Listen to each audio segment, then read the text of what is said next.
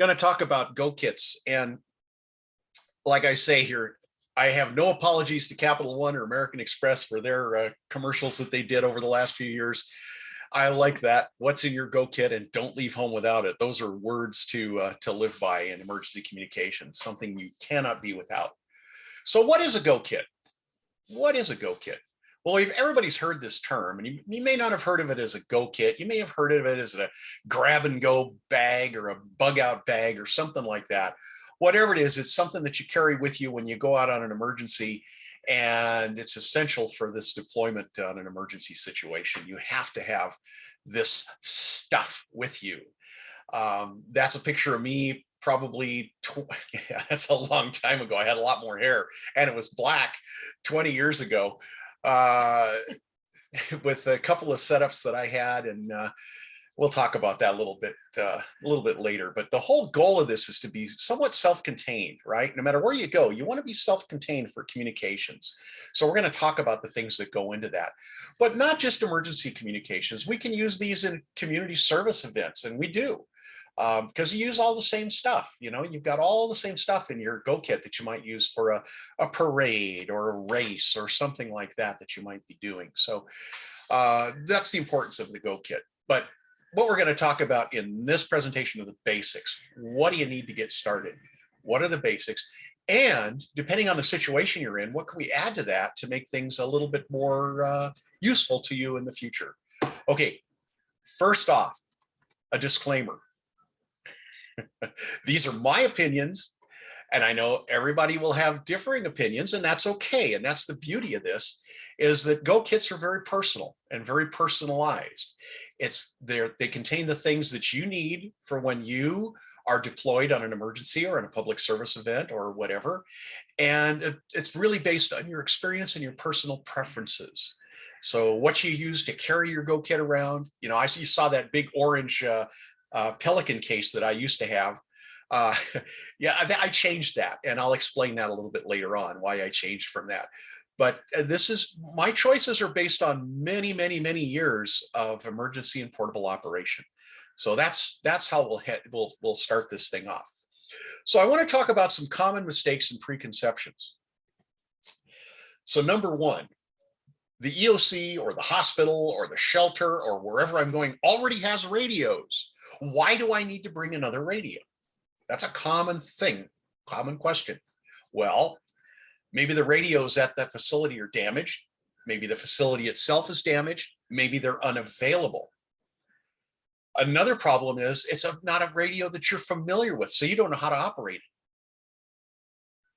And I will tell you that these come from personal experience. These are things that have happened in groups that I've been in, where we've had a hospital that has a radio that's there for us to use, and we get to the facility, and here's what happens. Where's the microphone? Microphone's missing. They're locked up in a cabinet. Who's got the keys to the cabinet? They're in a special room that's now being used as a storeroom, and they're against the back wall. We got to move everything out of the storeroom to get to the radio. You don't want this to happen. This is a common preconception, is that the radios are going to be there. They're going to be available for you to use. If you know anything about hospitals, they're always being remodeled. And wherever your radio was, it may not be there next time. So stuff to keep under consideration.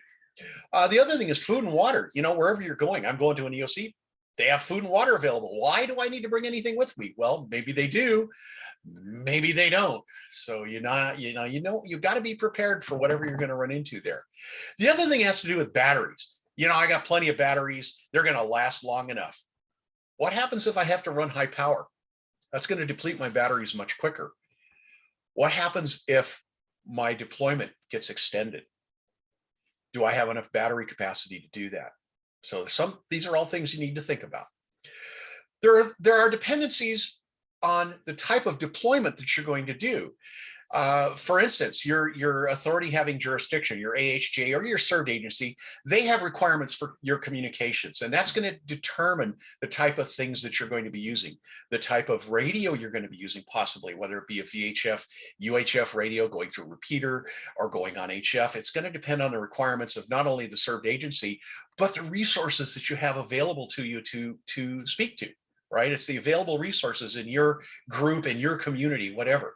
is going to make these determinations. So what we're going to talk about tonight, primarily, we're going to focus on this as a short-term deployment to an established facility, such as a hospital, a shelter, or an EOC, okay? But we're going to add some things in that might be useful for a longer deployment. Let's say like an extended shift, like we have to run extra shifts, or we have to stay on, possibly have to stay overnight, or maybe we have to look at a lengthy deployment with no facilities whatsoever. What do you do then? So we're going to go through all of this. So let's talk about communications needs. Those dependencies I mentioned.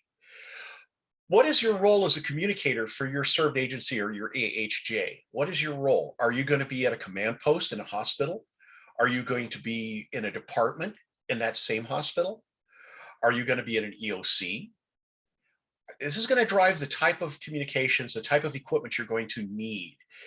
A lot of times those facilities have permanent antennas installed at their command post that you can access. That's going to determine some things that you're going to have to take with you to be able to connect to that antenna. This also drives your communications plan for your group. And I mentioned this before, the resources in your region. If you're in the city, you've got access to a lot of repeaters. So typically, if you're in a city on an emergency call out, you're going to be using repeaters. But if you're in a rural area, not unlike where I am here, where Lisa and I live, we have repeaters, but we can't always depend on them. So part of the problem here is that we have to depend on both repeaters, simplex, VHF, UHF, and HF in our location here. So we have a lot of choices to make based on those dependencies. We can choose a dual band VHF, UHF handheld, of course. We can also think about using a mobile radio. If we need a little bit more power, use a VHF, UHF mobile. How are you going to power it? That's something to think about. We can also talk about running an HF mobile rig, either mobile or portable. Again, you have this issue of power. But we also might have a fixed station. For instance, I could be here at my home and operating as a net control operator for an emergency. So all these things all play into how your communications plan works and what you have to do. All right, what I'm going to do is go through a list of breaking this down into the basics that you need to have. And we'll go through and we'll talk about each of these in a little bit more detail. But I'm just going to start with the basic list. So first off, you got to have your radio or radios. Radios is kind of a good idea. Having a backup is not a bad thing. So now you have to have either an antenna, access to an antenna, coax, a way to connect to that antenna, et cetera, et cetera. You need an antenna to go with that radio. Now, we'll talk more about that in a minute too. Another thing that's very useful is a pair of headphones and an external microphone, a handheld microphone. If you're using a handy talkie, microphone and headphones are very useful. We'll explain more about that. Another important thing, adapters, both for RF, your coax adapters, you need audio adapters, maybe for the headphones or microphones, and power. How are you powering your equipment? Most everybody is settling on Anderson power poles, but there are still radios out there and people that are using things like Molex connectors. So we got to talk about that stuff. Another important thing in your Go Kit, manuals. Can you remember every detail about how your radio works, especially under pressure in the field? Having a manual with you is an important thing. Also, equally important, identification. And we'll talk in detail about that and give you some examples of what can happen. Another thing that's really important to have, writing materials, a tablet of paper and something to write with. Pen, paper, pencil, and some forms. How about ICS forms? You might want to have some of those. For your radios, you might want to have extra power for that, extra batteries, maybe a power supply if you have emergency power available, et cetera, et cetera. So we'll talk about those. Let's talk about comestibles, snacks. That'll be on the list. Have something in your Go Kit. You never know when you're going to need it. And water, very important.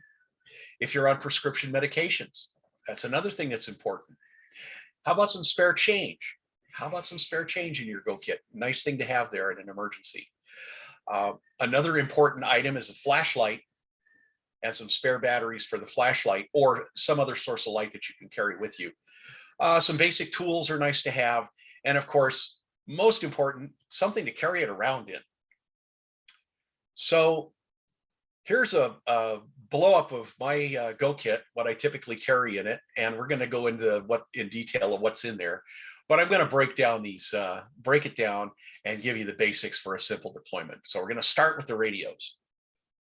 Now, I mentioned when we started, I gave you a disclaimer that says, these are my choices, these are my opinions, and I will explain my opinions. You can have a different opinion, and that's perfectly fine. You have to do what's right for you. But if I'm going to use a handheld VHF UHF, I want a single band, well, single band if I have it available, a single band 5-watt radio. It's really my best choice. What I'm going to show you is the next best choice, which is that guy right there. That's a Kenwood THF6 that I have. Lisa's got one. I've got one. I've been using these since they came out. The reason we talk about single band is it's got better filtering on the front end of the radio, and it's less susceptible to interference. If you're in a hospital, there are lots of electronic equipment that are generating all kinds of RFI, and they will really mess with a radio. Having a real tight front end, like on this THF6, and I'll explain that, does a better job of removing that interference. In a hospital, in an EOC, you've got computers, in the hospital, you've got all kinds of electronic equipment. All this stuff radiates, and it can interfere with your radio, especially if you're dealing with a less than super strong signal if you happen to be deployed inside the building somewhere. The THF6 is a dual band radio. I should say it's a 3-band radio. It's dual channel. Channel 1 or channel A is ham bands only. And so it's got good filtering on the front end. Channel 2 is general coverage, which is really nice to have because you can listen to AM broadcast stations and FM broadcast stations and other things going on with that general coverage, but be aware that it's probably going to get some interference. So this is has been my go-to radio. I usually have a second radio, and it's sometimes been just a single band 2-meter or 220 radio, depending on what repeaters are around and what's available. Anyway, that's my choice. Now for a mobile VHF UHF radio, same thing. Depending on the situation, do you have power available for it? Do you have emergency power? Or do you have batteries to be able to power that thing for a while? More important, if you've got access to power or emergency power, it's great having a mobile radio because they are much higher performance than a handy talkie and much easier to connect to an external antenna as well. What about a portable HF radio? Depending on your situation, like I mentioned before, is HF required? So if HF is required, you want to think about how you're going to transport an HF radio and all the goodies that go with it. For instance, let's say if you run WinLink. If you run WinLink, you're going to need a computer, and you're probably going to need some type of portable antenna. So these are all things that you have to consider when you're putting this together. This is the basics for the radio. There are so many choices, but you base your choices on the anticipated situations. I'm going to use a VHF or UHF handheld or mobile radio if my communications are repeater based, of course, that's easy. But if I'm simplex, I may have to do something else. That mobile radio may be a better idea for a simplex net because I've got more power, more capability. But consider even if I'm running with repeaters, I have to deal with terrain and structures. I'm inside a building, let's say, and a good example is a hospital. We have a communicator at the command post, and he's communicating with an external network through an external antenna that's installed at the hospital. This is for instance, this is hypothetical, but you're deployed to that hospital and you're going to be in the emergency department, or you're going to be in the pharmacy, or you're going to be in a neonatal unit or something like that. What are you going to use? You're going to use a handheld, and you darn well better have a handheld with 70 centimeters or 440. 2 meters won't penetrate that building, but 440 will penetrate the building and get to the command post. So having a dual band radio or 2 radios at the command post is important. And that's where I bring up the subject of structures. If you have multiple people that are deployed to a single structure, this can become critical as to what kind of radio you have and what frequencies you use. Stuff to think about. And I mentioned before, do you use HF or WinLink? You have to consider that for the situation that you're in. But in other words, you want to have with you what makes sense. If I'm not going to need HF, I'm not going to carry an HF radio with me. Okay. It's as simple as that. I don't want to take something with me that I'm not going to need. And that's the bottom line here on the radios. But If we happen to use HF and we use WinLink and we deploy out to the field, I want to have some point to deploy that. So there you go. Antennas are another thing we got to consider. We're using a handheld radio. Well, the first thing I want you to do is get rid of the rubber duck that it came with. That thing is not much more than a dummy load. Get rid of the rubber duck and get yourself a nice multi-band high performance antenna, such as I've got on my THF6. These are made by companies like Diamond and others that make these little dual band or tri-band antennas. This happens to be a tri-band antenna for the THF6. It does 2 meters, 220 and 440. Something else I've made good use of is a mobile dual band antenna with a pizza pan. And you can just set that on the ground. Now that mobile antenna is probably going to be a quarter wave or a 5/8 wave. So you've got to have a ground plane for it. So the pizza pan makes a great ground plane. But what also makes a good ground plane is if you're in a facility, let's say like in a EOC or a hospital, and you need to set up an antenna for your radio, a nearby file cabinet works really great. But so does a mag mount hanging from a suspended ceiling on the rails that hold the ceiling up, because they are metal and they are magnetic. You can stick a mag mount up there and hang an antenna from the ceiling. We've done that. The other antenna that's nice for it, because it's very compact in a Go kit, is a roll-up J-pole. These are made out of ladder line. They roll up into a very compact little package. And likewise, I've been in a facility where I can hang that from the lattice that holds up the suspended ceiling. It works very well that way. So these are things these are considerations. And keep in mind, these aren't the only solutions. There are other solutions out there. These are some that I'm sharing to give you some idea. So let's talk about HF. We want possibly a portable vertical, something easy to set up, quick and easy, maybe with a couple of radials. We could use that for HF, but we get a little bit more elaborate. We have a dipole and supports for it. This is something that a lot of groups use, and I encourage that, especially for NVIS, for local communications on HF. But there's many, many, many options for this. But one thing to keep in mind: do you need a tuner to go with that antenna? Will your radio that you're using have enough range to be able to match that antenna if the SWR is high? You might have to consider carrying a tuner with you as well. And where you're deploying, are there existing antennas? Are there existing antennas where you're deploying to? We're going to talk a little bit about more the needs for that, but a lot of facilities do have antennas installed, and this is great. But something to consider: is it functional? Has it been damaged? Did facilities cut a hole in the wall and cut the coax accidentally? These are all things that happen. So, there may be an existing antenna, but you better be prepared that if it's not available, you better have something else with you to use. So some other things that go with the radios. Well, a basic thing, coax, right? You got to have coax. You're going to need a chunk of coax if you got an external antenna outside somewhere, like a portable vertical for HF. You're going to need a hunk of coax. I would say use some RG8X, because it's a little bit lower loss than RG58, and it's not much larger diameter. It's lightweight. You can carry that in your car very easily. If your facility has a fixed antenna, like on the roof somewhere, and it's a VHF, UHF antenna, and you're using a handy talkie, I like having a small jumper, and these are the jumpers that I use. That blue coax is extremely low loss Teflon RG174. And it's basically an instrumentation cable is what it is. It's got SMA connectors on it. And with adapters, I can connect that up to anything.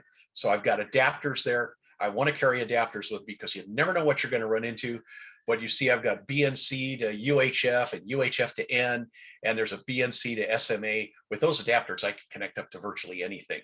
So I've got those two little jumpers that go with me, and those can be very useful with an external antenna. So be prepared, because you never know what you're going to run into. Your radio might have a BNC connector on it. One of my older single band radios does have a BNC, so I need to be able to use that with an external antenna.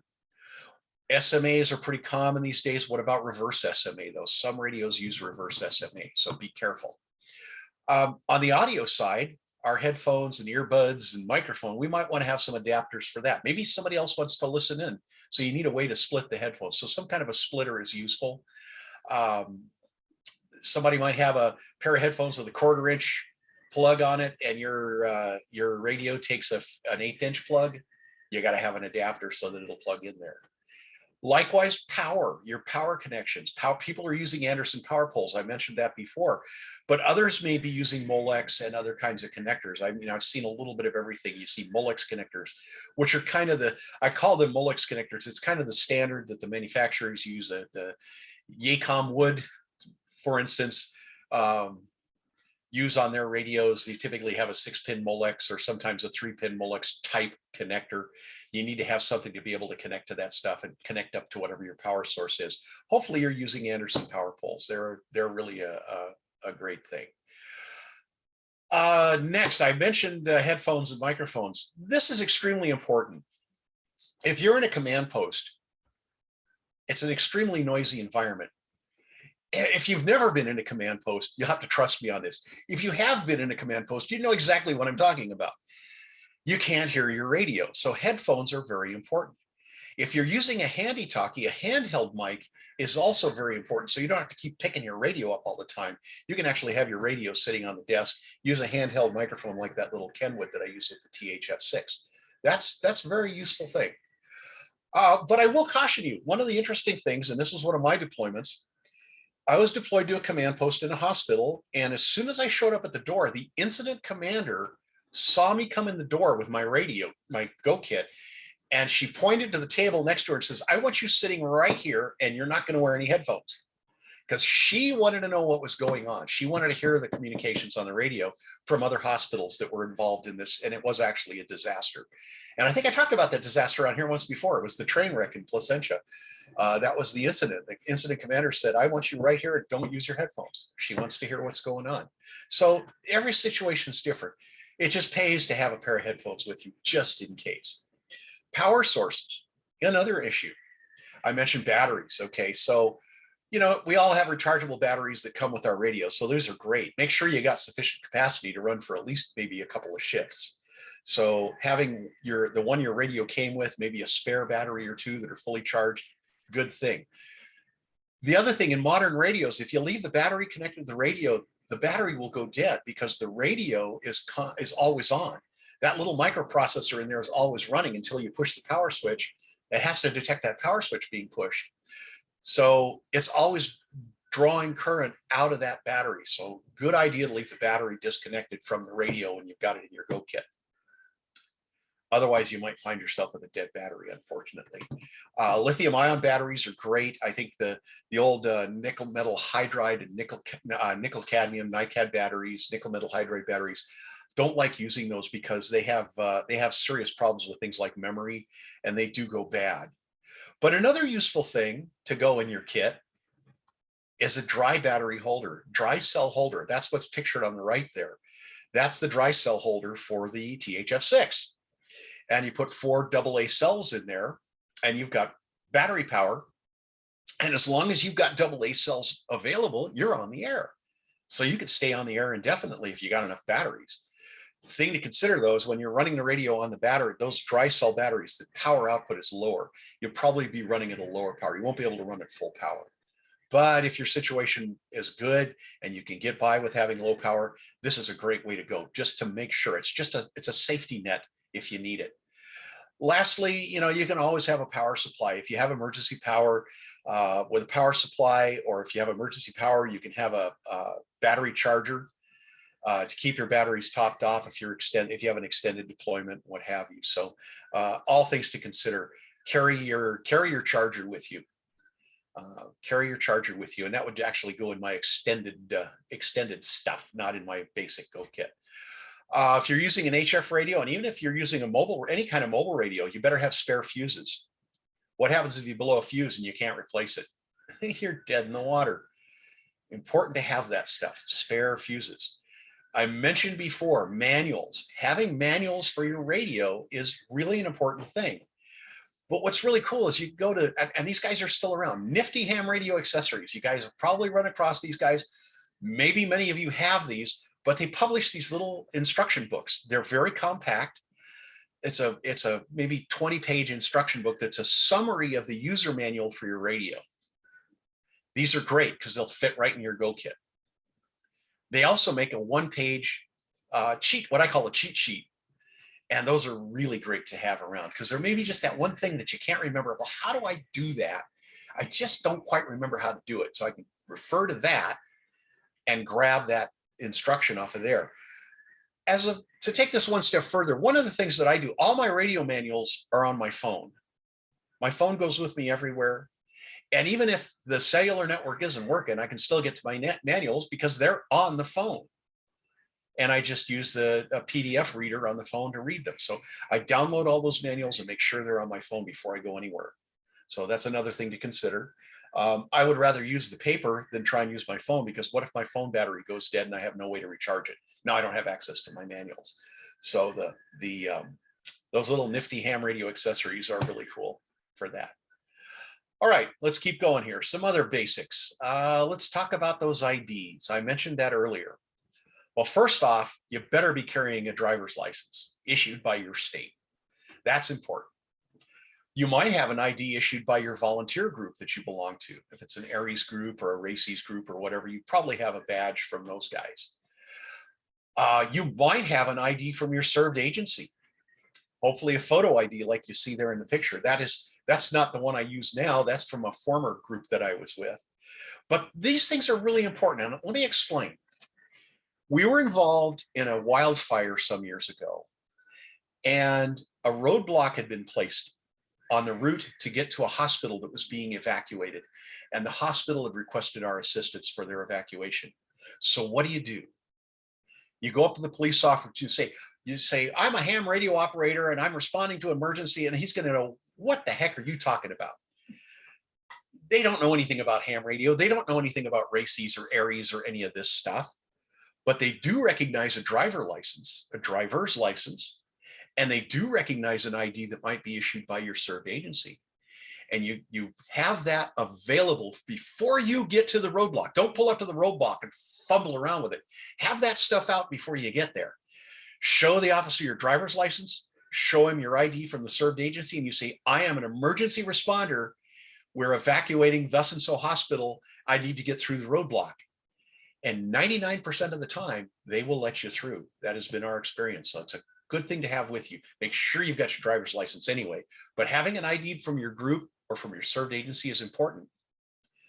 Lastly, believe it or not, your FCC license might be important. Now, the FCC doesn't require us to carry these anymore. You know that. But it's been my experience with some served agencies, some AHJs, that when you deploy to their facility and you're going there as a ham, they want to see your license just so they can validate who you are and that you are who you say you are. So good thing to carry with you in your go kit. Okay, I mentioned writing materials.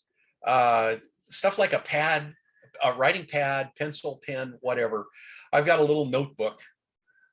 It's a compact notebook with a pen. And I like using a pen because I break leads on pencils. I don't want to carry a pencil sharpener. I don't want to carry a dozen number 2 Ticonderogas with me. I just want to have a couple of pens. And if I run out of ink, I just grab another one. And I can keep notes in that pad, which is extremely useful. But I also might carry some ICFs forms, things like the 213s, 214s. Those are really good to have with you at all times. Now, one of the things that one of our members here in the Valley did, he took the ICS 213s and 214s and he went to Kinko's.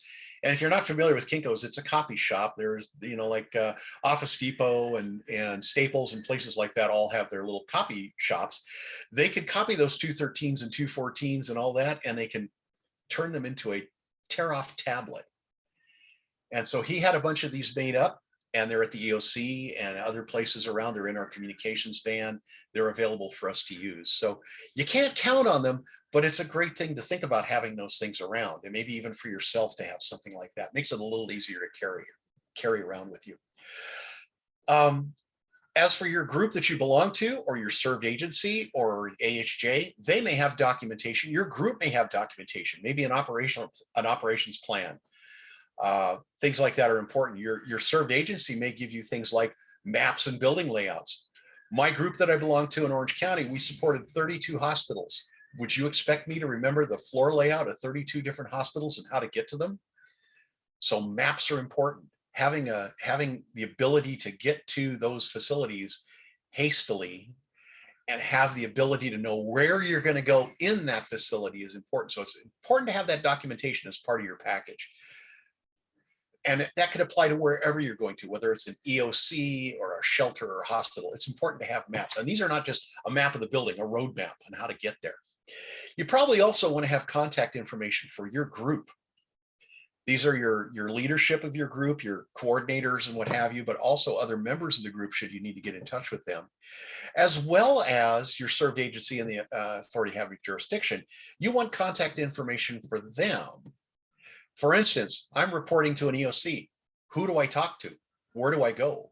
But who's my contact? Same thing going to a hospital or a shelter. Who are my contacts there? I need to have that information to know how to get in touch with them. So that might be part of your plans for your volunteer group. The other thing is like an IC205. It's your frequency plan, communications plan. Having a list of all the frequencies that you're using, whether they be repeaters or simplex frequencies or HF frequencies, and make sure it's got the frequencies that other groups you might be interfacing with are contained in that list. Very important. These are all things that you need. Okay, some more basics. Let's keep going here. What have I got next? I did that blow up picture. I blew out my bag to show you what's in there. So there's some other stuff in there. I got my comestibles, my snacks. I got stuff that I can leave in that bag and it's not going to go bad, but I do still need to do something about recycling it. But I leave things in my go kit, like granola and energy bars. I love these. Cashy dark mocha almond. Lisa doesn't like them. She doesn't like coffee, so these don't do any good for her. She goes for peanut butter, but these are good for me. The Cashy bars, I carry those in my kit, and they can stay in there for a year or more. Whatever their shelf life is, they're good. I also carry, possibly a candy bar or two. Bottled water is important. Having at least one bottle of water in your go kit's good. Having more in your car is even better, or having access to it. This is important. But one thing to keep in mind, make sure you rotate that stock periodically. You do want to renew it. Even if you're not using it, you want to go in and use it so it doesn't go bad on you. Okay, I mentioned prescription medications. If you have prescriptions, make sure you have adequate supplies with you in your go kit. And how about a pair of spare glasses? People don't think about that, but a spare set of glasses is a good thing to have with you at all times. So that's another one. How about some change? Some quarters, whatever. You might be going to an EOC or a hospital or a shelter, and there's vending machines there. If they have power, you might be able to get snacks out of the vending machine.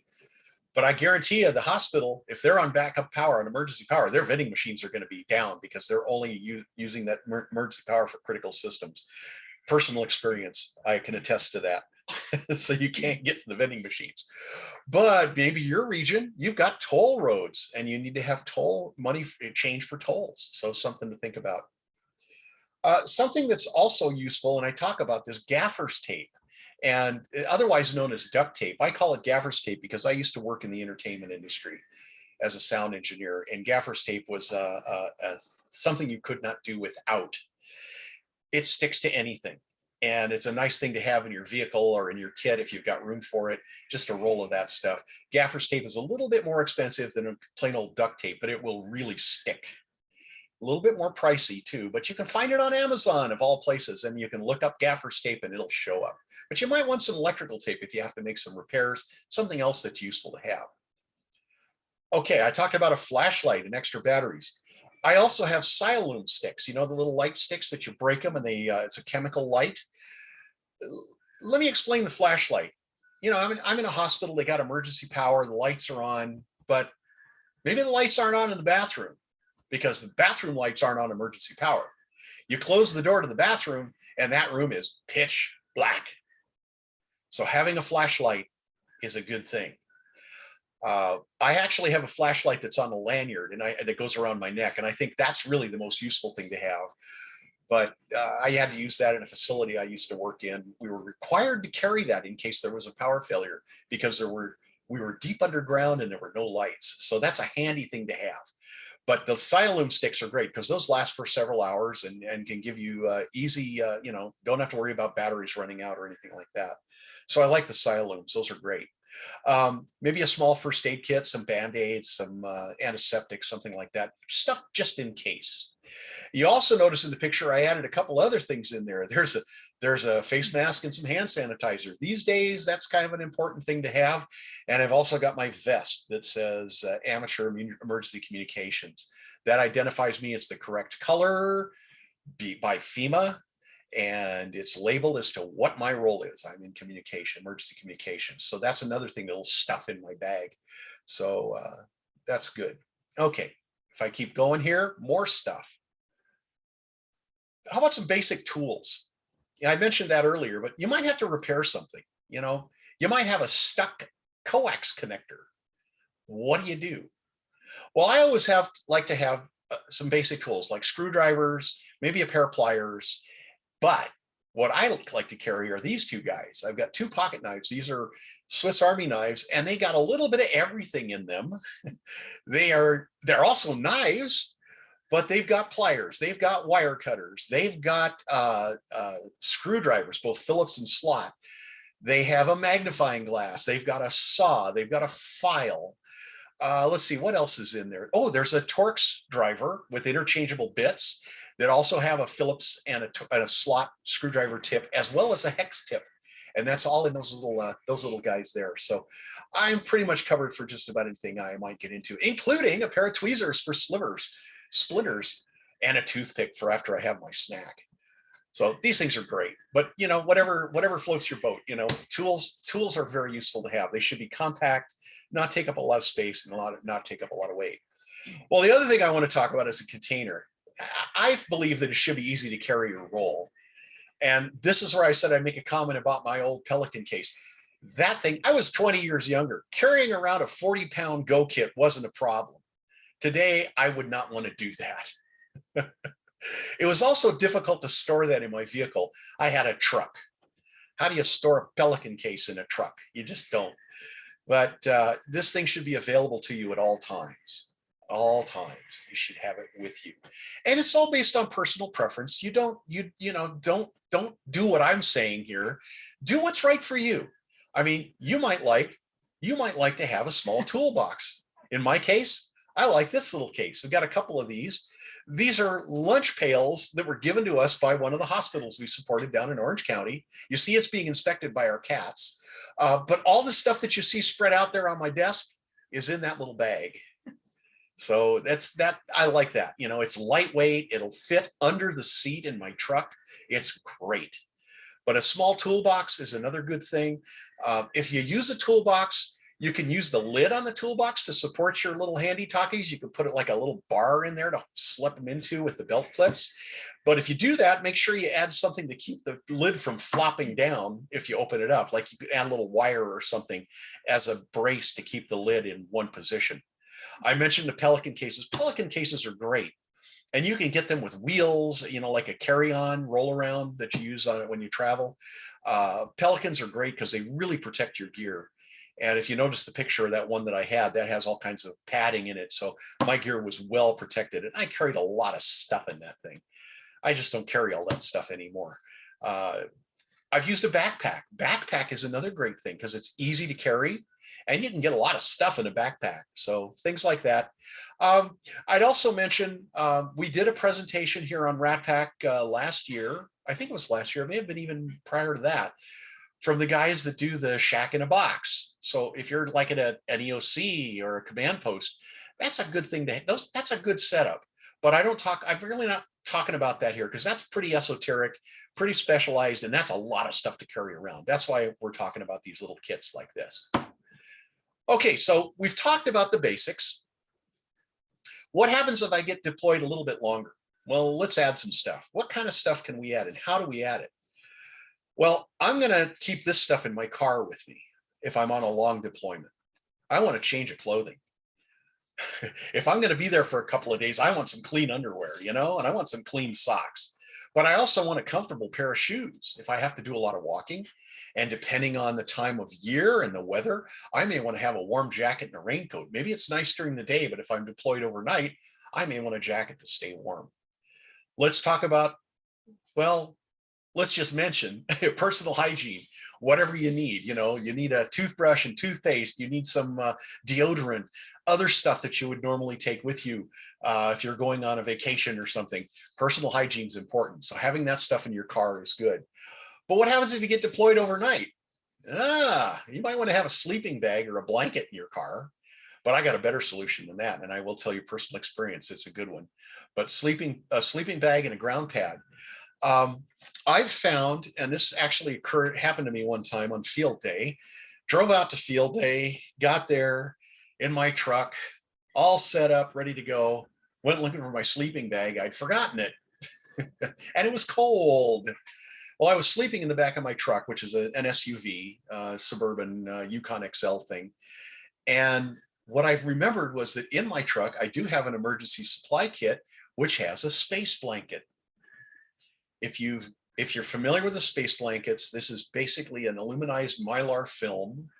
It's very lightweight. And the aluminized Mylar is reflective. So it reflects back your body heat. So you wrap yourself up in this thing and you stay warm. And I'd never used one before. I'd carried it in my emergency kit for years, but had never used it. That was the first time I used it, and boy, am I sold on that. So consider that, to have that in your as your emergency stuff.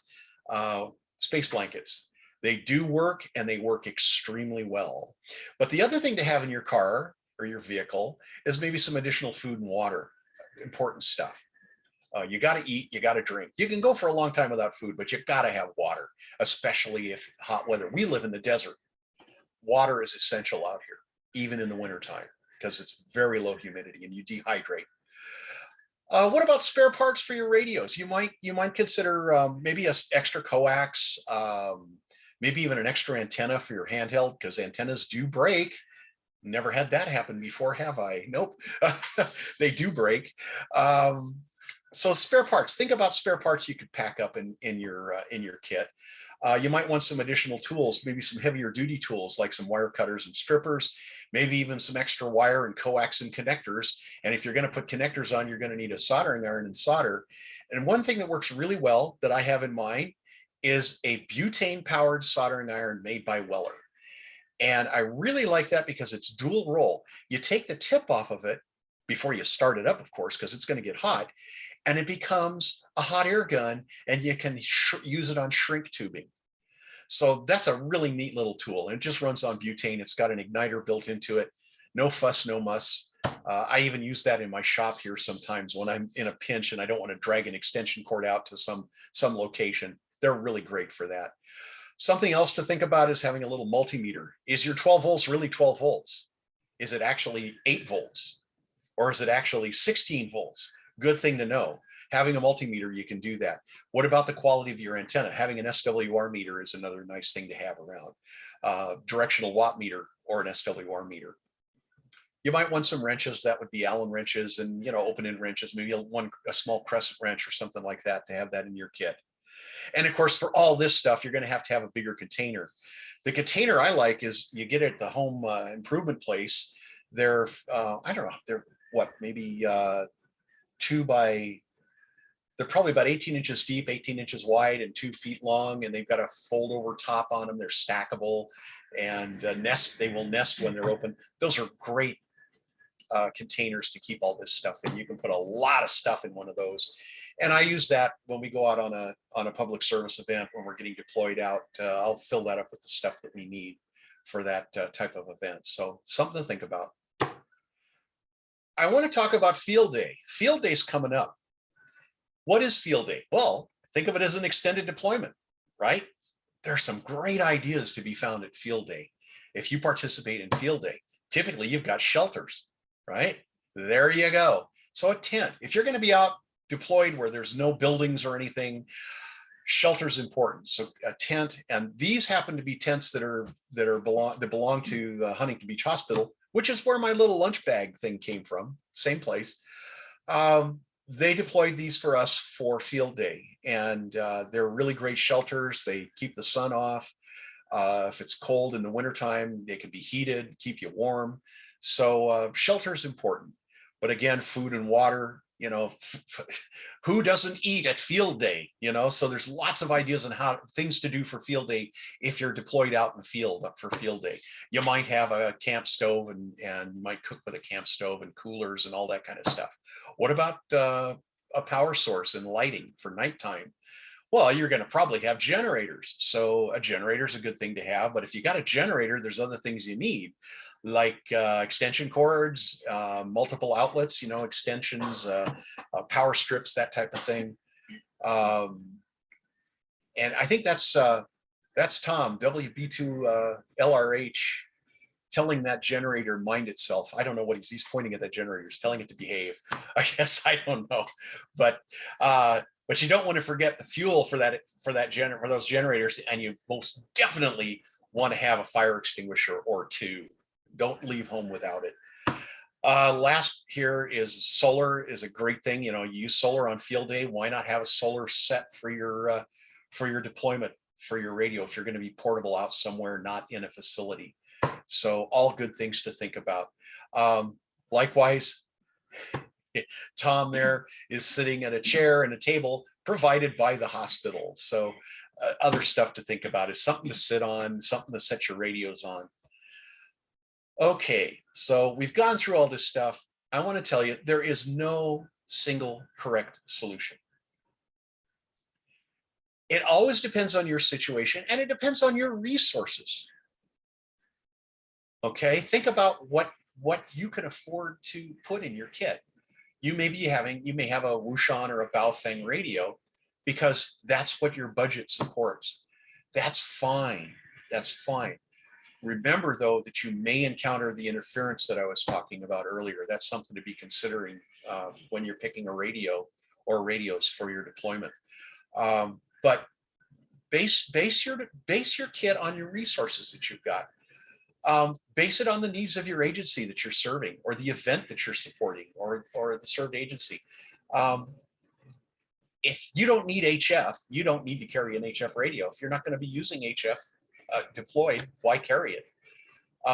Again, it's a matter of personal preference.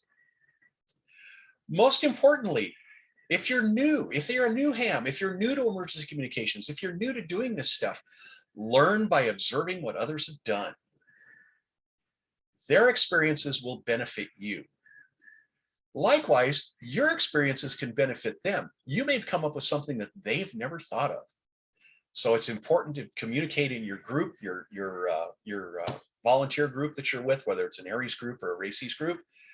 All important stuff. Bottom line, do what's right for you. And I tell you, you can't go wrong. But these are the basics. I hope that this has been helpful information for everybody. If you've never put together a Go kit, you should download the charts once Dan's got them up on the website. You can download those charts and use the pages as a checklist to go through your stuff. Possibly if you're an old a weathered emergency communicator, you may have learned something new, or maybe you have something to add. So if you've got things to add, let's go to questions and answers, and I'm going to conclude this part of the show. So let's go ahead and kill it, and I'm going to stop sharing.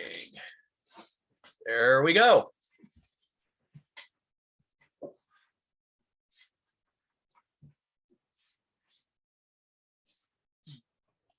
Hello, KD7 ISA. Okay, let's see. Is Barry? I don't know if Barry's here or not. Is he going through here? Okay, Barry, are you going through the chat?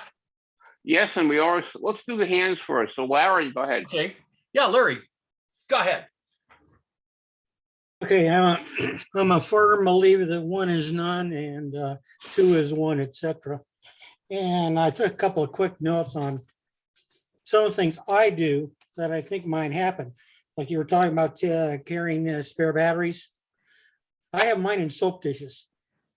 Well, that's a good idea. Yeah. And the reason for they're separated. And I got two soap dishes. One I call my lighting batteries, which are all AAAs. Then I got the AA's for the radios. You know, there's another thing. I was going to say there's another thing that's useful like that for batteries is we get those. We've got these.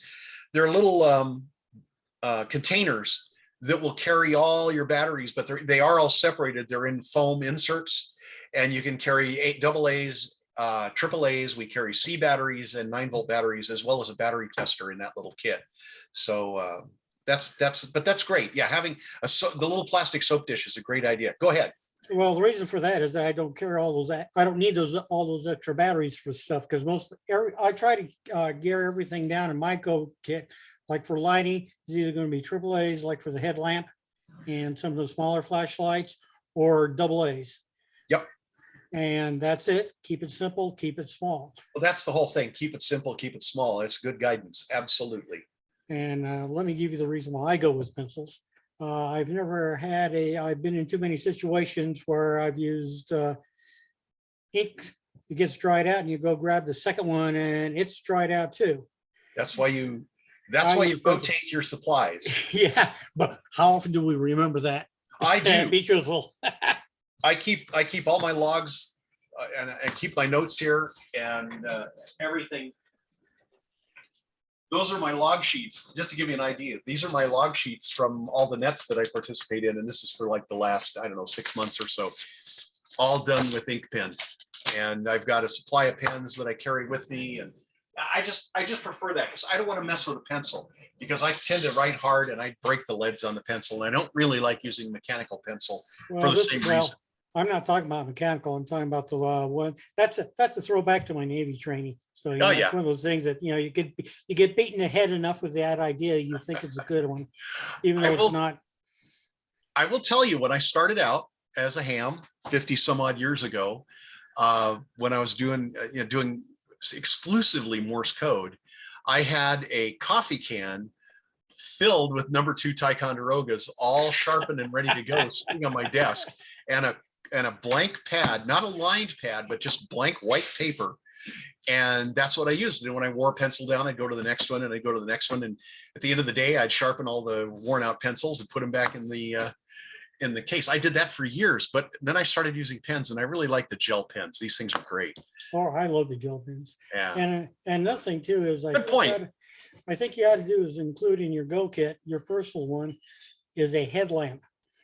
Oh, it's not in the picture, but I do have one in there. I do have a headlamp in there. Yes. So the headlamp I have takes the AA batteries, plus it also has a red in it.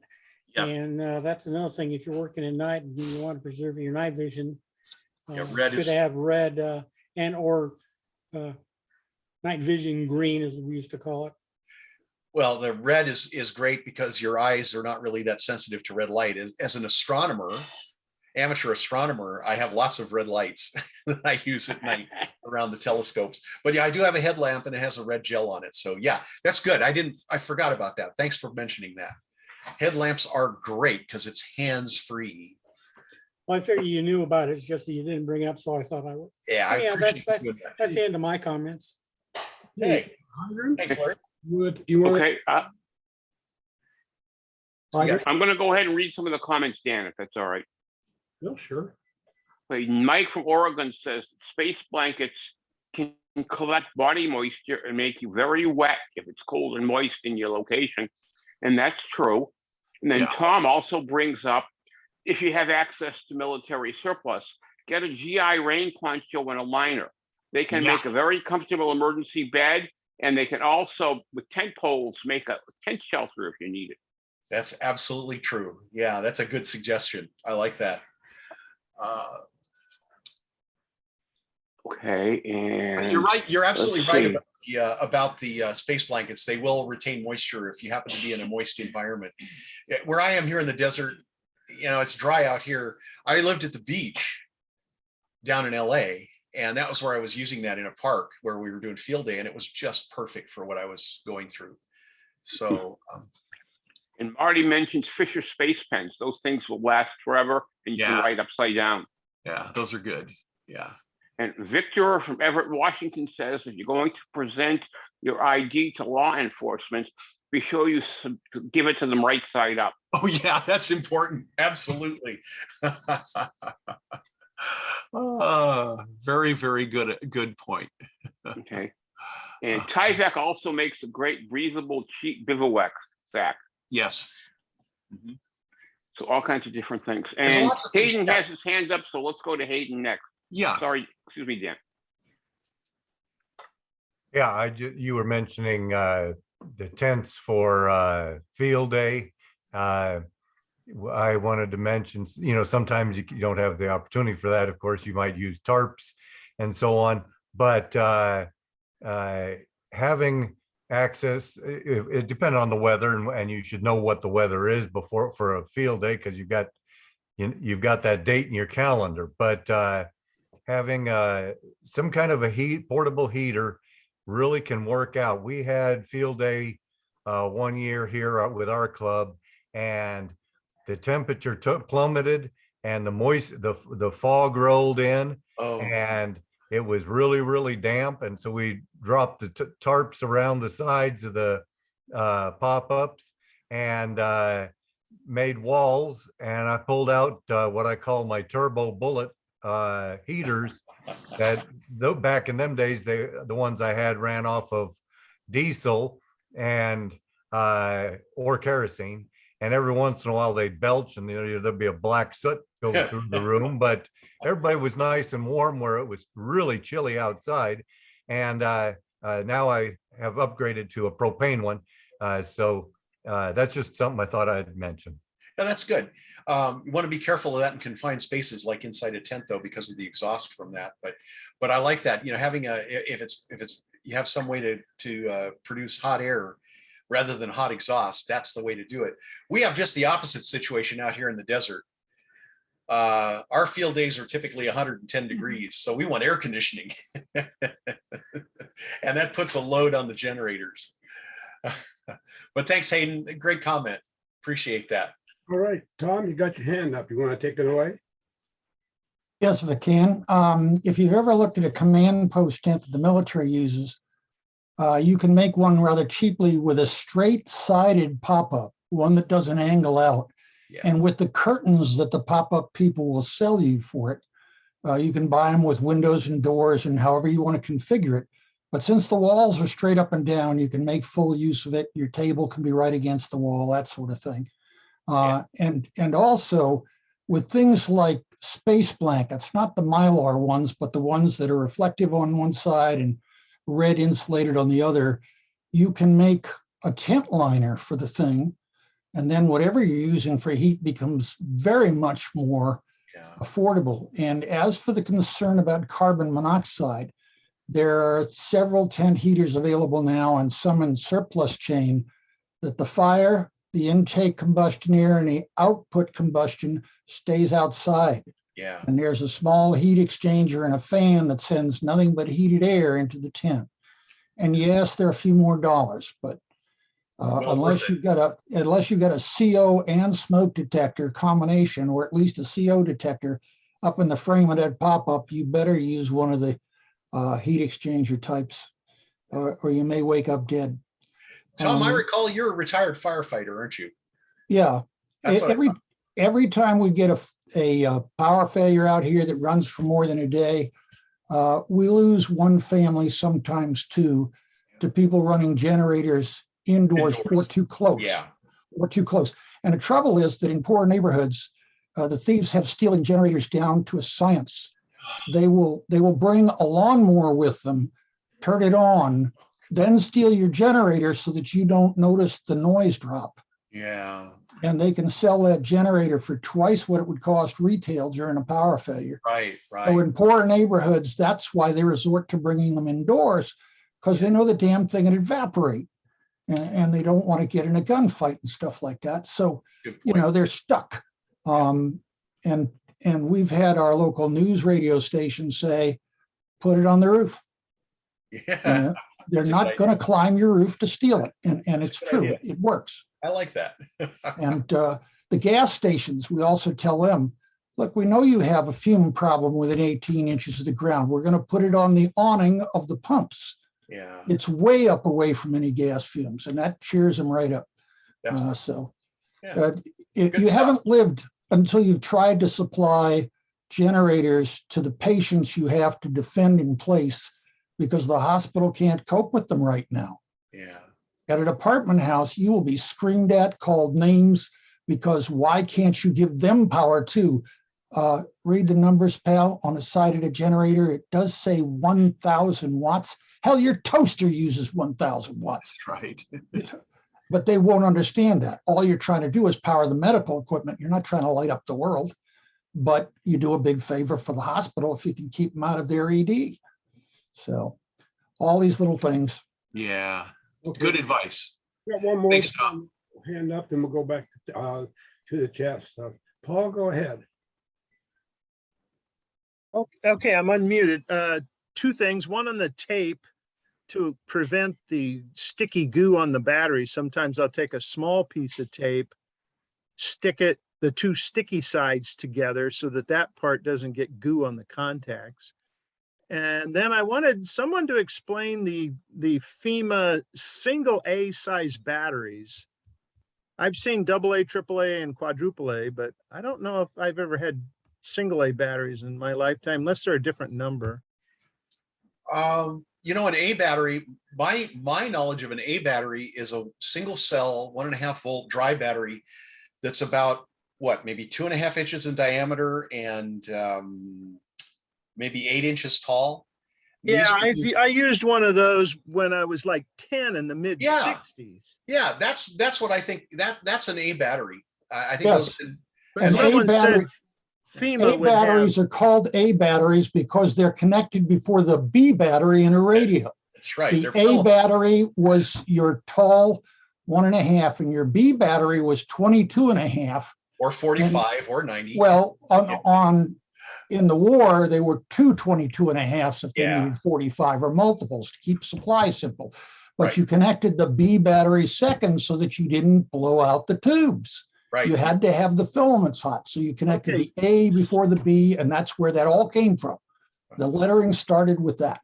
So my question was about the FEMA is going to bring A batteries and D batteries. What A That batteries? was a mistype on my part.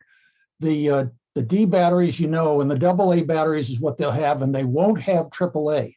Oh, so you they- meant double A. Yes, they won't Okay, have 'cause- AAA. They won't Okay. have C, and they won't have CR123s. They'll have AA's and D's. Okay, that's what I put in chat and it further confused me. Thanks. Okay, Barry, take it away. We're good in chat, no questions, some good comments though. Very good comments. Very good presentation. Very well done, Dennis, again. Good. Oh, thank you. I appreciate it. Yeah, I was looking through the comments. There's some great comments in there. Yeah, somebody mentioned the THF6. That was a great radio that Kenwood made. That at the same time, Yaesu made a tri-band radio, but it was only putting out like 200 milliwatts on 220. That radio, the THF6, was a full 5 watts on all 3 bands. And unfortunately, they don't make that radio anymore. I got lucky and was able to get a couple of them before they became unavailable. And I've had another one from the early days. All the lettering's worn off with a keypad on it. I've used it so much. So yeah. Okay, Larry, you got your hand up? Yeah, it's just more of a comment. Nowadays, I'm finding it quite difficult for finding equipment like the TH6s or any other ones. And now I like uniformity, but it's not the world's most necessity thing, especially when it comes to single band HTs. It's getting more and more difficult to find those. I hope that'll change as the supply chain gets. I don't know if you've heard anything about that yet. No, but a lot like the single band radios I have were some old Alincos. Alinco made some really nice 5 watt single band radios, and that's what I had for 220 in the early days. And that was a great little radio. I still have it, but it's not in my kit because I got the THF6 now. But yeah, single band radios are useful because of the interference issue. So if you can find a single band radio, get it. Get a hold of it. Yeah. Okay, Barry, how we doing? We're good. Tom has his hand up again, I think. Tom. Go ahead, Tom. Bridgecom makes a mobile 220 radio. And as far as I know, they're the only one that makes a full powered mobile 220 radio.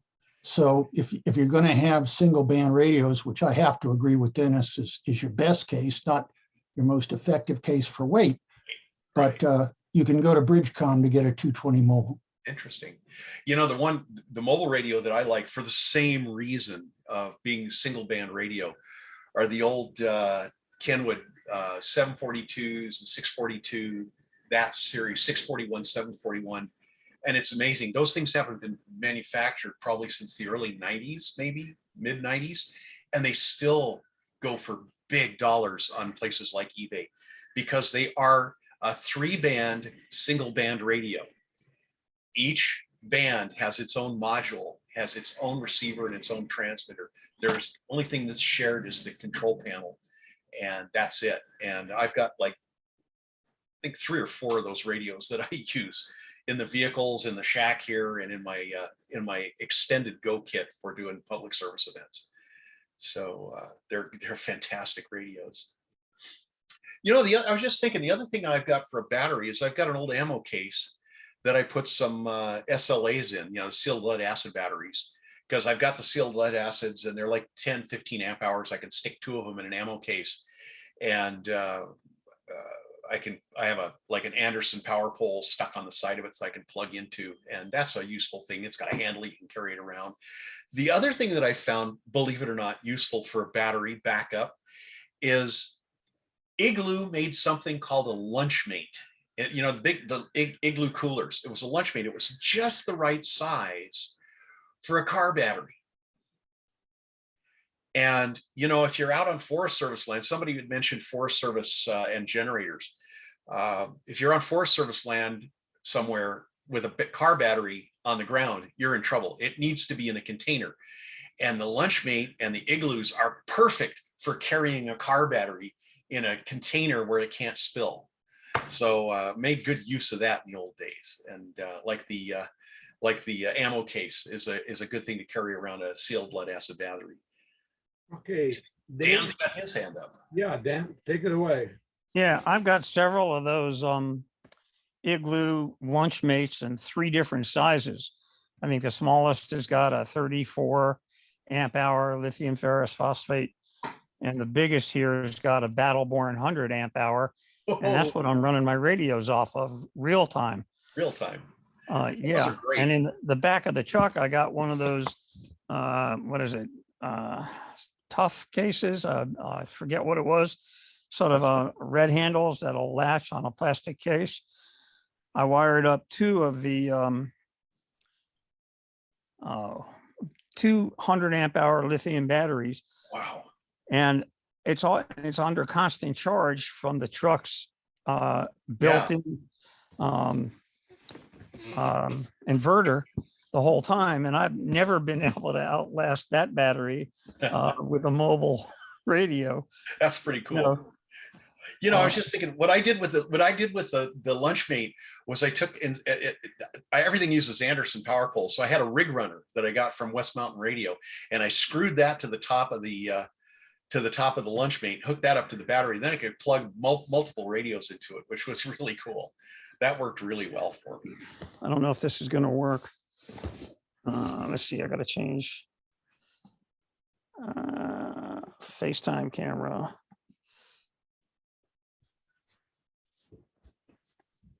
Oop. I do. Stop that.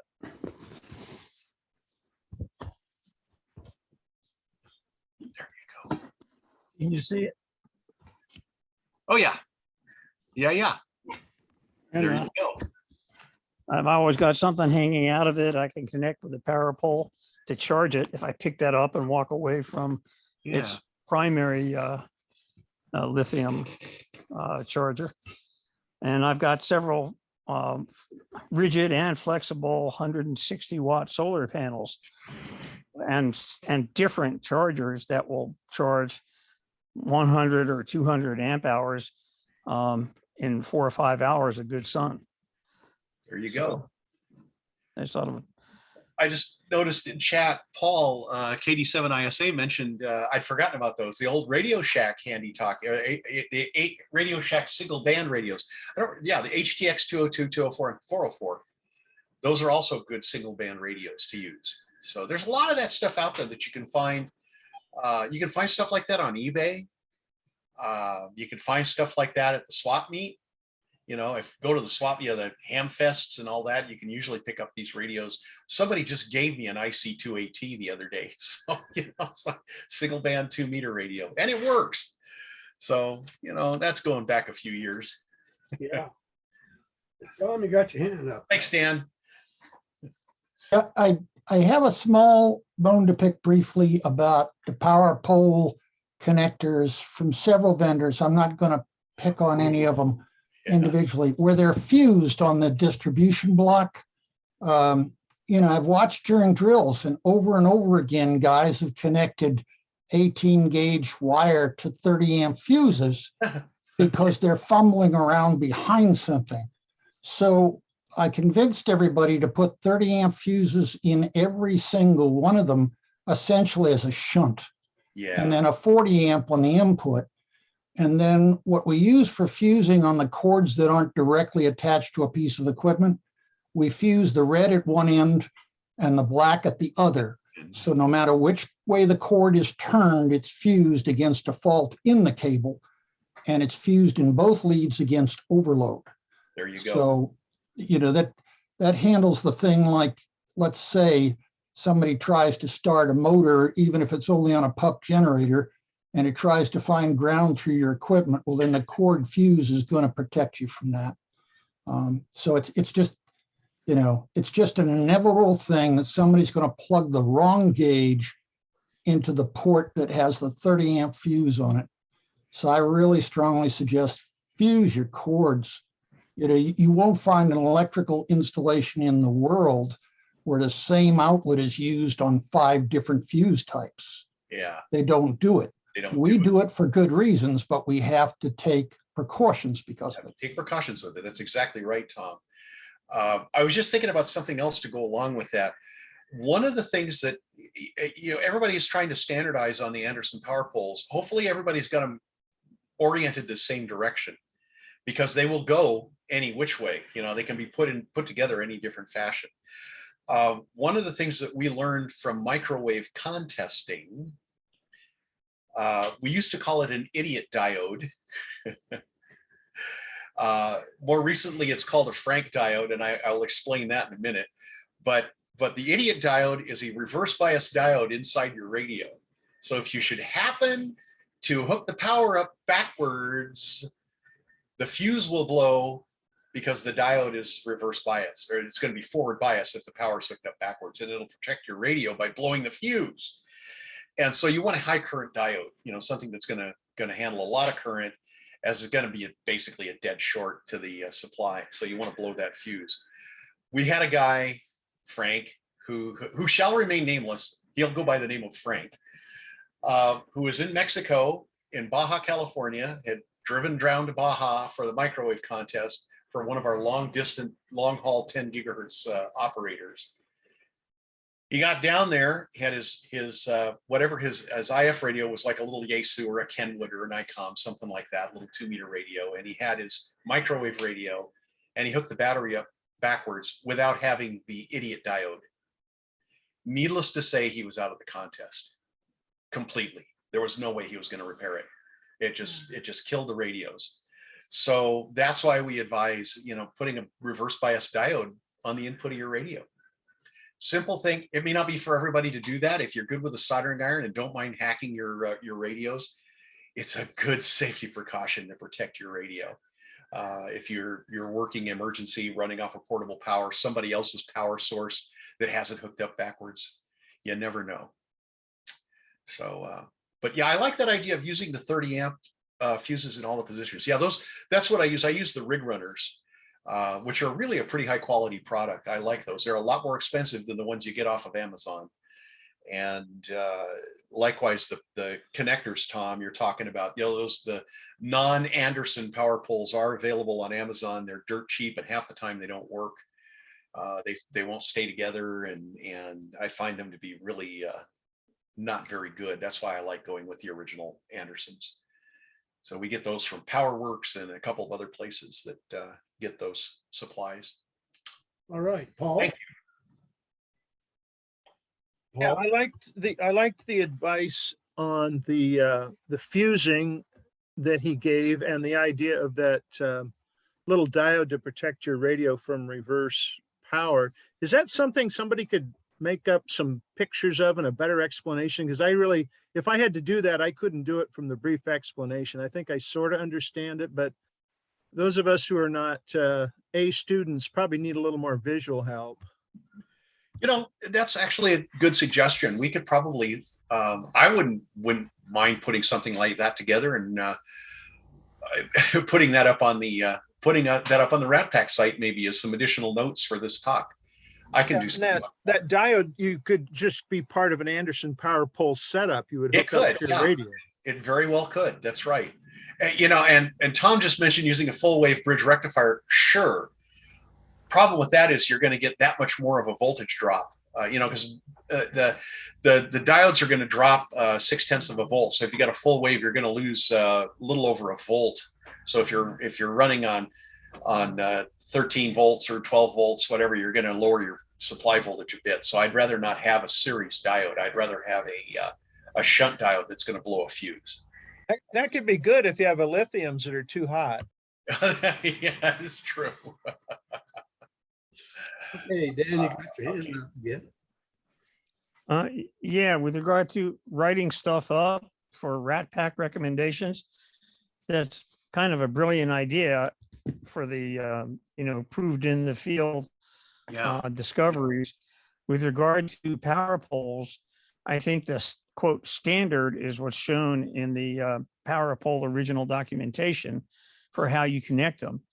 And then trying to accommodate stuff that I've got from different sources, there's at least 2 other ways you can connect them. And it's clearly up to you to make sure that red stays red and typically hot, and black stays black and typically the ground, the neutral. You know, Dan, It's DC, so it's not neutral. It's going to be ground yeah, and not hot. Yeah. I'm trying to think of where it is. I bought off of Amazon some little voltmeter, ammeter things for my batteries, and they've got Anderson power poles on them, the Chinese imitation Anderson power poles. And I'm just trying to think of what it is, because I've still got one of them that's brand new. I've never unwrapped it, but the one I unwrapped. A watt meter. Well, it's measuring voltage and current, and it will give you power, sure, but I want it for the voltage. I want to know what the voltage is, and I want to know what my current draw is. I don't care about the wattage at any particular time, but they are watt meters too. But I noticed that the way that the pseudo Anderson power poles were installed, one set was reversed. So, that's the beauty of Anderson power poles. If you do them correctly, you can make up an extension cord and you can plug the 2 ends together, and they're red to red and black to black. And you can't put them together backwards. And this thing, you could take the 2 leads and you could plug them together, and it was red to black and black to red. And I'm going, wrong answer. So that's the really neat thing about Anderson power poles. I'm going to use a $3 word. They're hermaphrodite connectors. So there's one sex, and if you put them together the right way, you can do anything with them you want. They're wonderful. What a great invention those were. I've been using those forever. I think they're great. My only mistake was, everybody settled on the 30 and 45 amp connectors. When I first started out with Anderson power poles, before anybody was using them, I went with the 70 amp, the big ones, because I figured that they didn't have the 45s in those days, and they had the 30s, and that just wasn't enough. So I got the big giant one. So I've got a bunch of adapters for my vehicle that has the 70 amp connectors in it. But yeah, well, I can put something together, and we can post it. Maybe just I'll put together a chart, and we can post it up on RATPAC, if that's okay, Dan. Yes, Put it is. up there with my stuff. Yes. Okay. And I like the idea of the cable going to the radio. In other words, the fly lead to the radio having a fuse in one lead. Like say at the hot lead at the in this case at the rig runner, and the fuse for the cold lead at the radio. That's a good suggestion. I like that. That's interesting. Excuse me, Peter, do you, I only do that on cords that are extension cords. The ones that are attached to something, they're all fused at the supply end. But if they're a cord you could reverse in use, then the Yeah. two fuses are at opposite ends to take Yeah, I care like of a that. fault in the cord. Yeah, that's a good idea. I like that. Peter, your hand's up. Did I forget to put it down or you got it? No. Can you hear me? Here you Yeah, fine. there we Yes. go. I just wanted to mention that a recent purchase of Anderson Power Pole parts, they now make the regular size shells. They make them in pairs and they're glued together. Ah, They come bonded together, I like which that. is a huge deal. Well, As long as they're in the right order.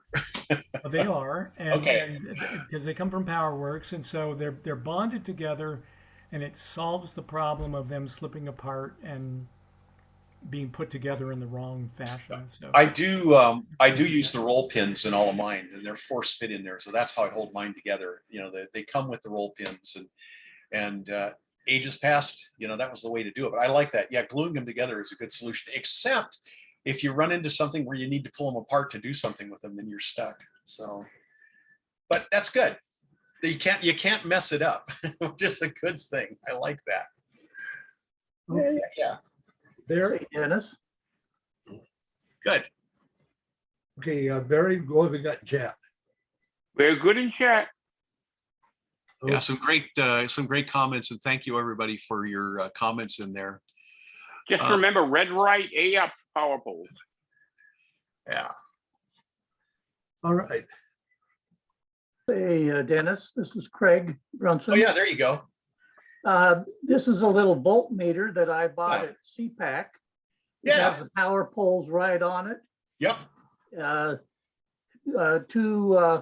1 decimal point, and it works great. I keep it on my bench here. All right. Maybe we'll go in the other room here for a second. I'll show you this. This is my ammo case, my ammo case battery carrier, and it's got two 15 amp hour batteries. I think I've got the little, oh no, it's not in here. It must be in my kit. Okay. I was thinking that my little voltmeter ammeter is in there, but all that's in there is my combiner, my splitter. I've got one of these little splitters from It's harder and harder to get a hold of. yeah, this is from HRO. Yeah. Yeah. So anyway, I don't see it. Give me a second. I think I do know where it is. I can grab it. We'll sit here. Dan, Yes. a Hello. lot of us quit using the metal roll pins because we didn't want the metal to come out and short something in the radio. So we went to using part of a Q-tip body, but those are made of paper, which is just as bad as cardboard. So Q-tip makes some of their bodies out of plastic, and I've been using those for roll pins. That's actually a good idea. I like that. Yeah, that's a good idea. I use Delco glue. And Anderson makes these little plastic pins yes, they're big. that do the job quite well and let you take them apart. You know, with Yeah. anything like a pencil or a pen, you can pry them out. Okay, Paul, you got your hand up. Yeah, that was over. I was just going over the little roll pins that I modified the Q-tip ones, but it's good to know that they actually make them. Now there's the 75 amp jobs, these monsters, compared to the 45 amp, 30 amp. So these are what I originally started using. But yeah, the clips you're talking about are these guys right here, I think, Dan, right? Nope. They're little red things, and they sort of have an arc plastic and just two pins on it so that you can permanently connect, well, until you remove it, permanently connect the power poles together in proper orientation for whatever task you're putting them to. What this does is it takes the place of the roll pins, and it actually holds the connector together so that they can't come apart. That's what this little gadget is. And so if I don't have one put together here, but I could probably do one real quick. Oh, and those are available from PowerWorks as well. And I've found those to be quite handy. If you want the thing to stay put and not come apart without gluing it or without doing something silly to it, these work really, really well. But This is what Dan's talking about. Yeah, the one in your right hand, Big D. That's the one. Yeah, they're both, one's just black, the other's red. Yeah, Different shapes. I happen to have the curved ones, which I think are the less expensive Chinese made ones now these That are the work. ones from, that work with the good. can't get it on there, but the idea is that this goes over the power pole. It's got these two pins that go into where the roll pins go in the connector, and then it clips over the end of the power pole to hold it in place. So it actually locks the two together like that. These things are really nice. They take some work to get them on there. They're kind of, you got to make sure you don't break the pin off of the end, but they will hold these things together if you want them to stay together. So Unless you're good at identifying exactly a 1/4 inch to strip of your cable, you want to use the black plastic sheaths and remember to put them on before you put the pins in. yeah. Yeah. Oh man. Yeah, this is my my Anderson power pole goal kit.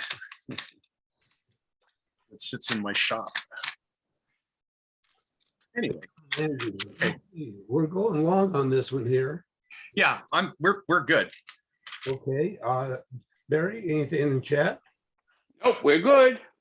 Okay, any more comments or questions or whatever? Sounds like we could have a connector go kit class. Yeah,